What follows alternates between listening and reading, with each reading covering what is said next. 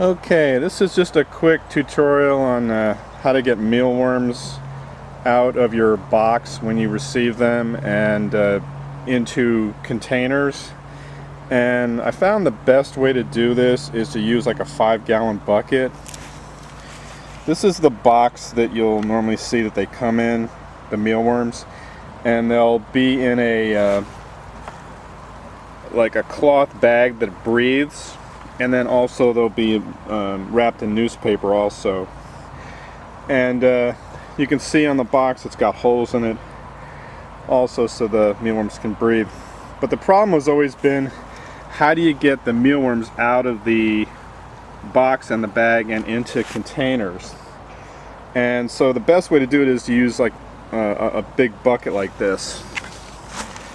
And you basically just take your mealworms and you hold them inside the bucket and then knock them off into the bucket, and that way you don't lose any mealworms in the process.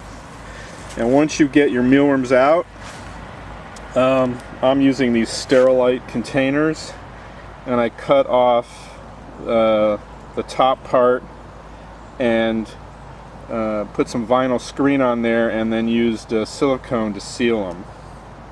And this has worked really well. I've got oats, wheat flour, and carrots to feed them. This is actually from a previous shipment.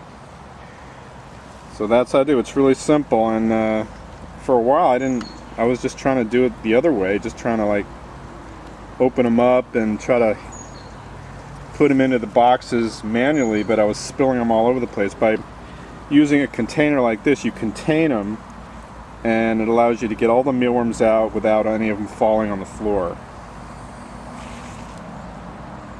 So again, they use a box. This shipment was from Grubco. They're in Ohio. And since I live in South Carolina, this was actually the best bet for me. In the middle of the summer, it's really critical the time that they're in transit, because my previous shipment came from Rainbow mealworms, and they're in California, and about half of them died on the way. But this is June. In like February and March, Rainbow was fine. It's just the heat. And so what I'd recommend is from now on, if you order mealworms in the summertime and you live on the East Coast, your best bet is to go with Grubco. And these are actually fairly small too.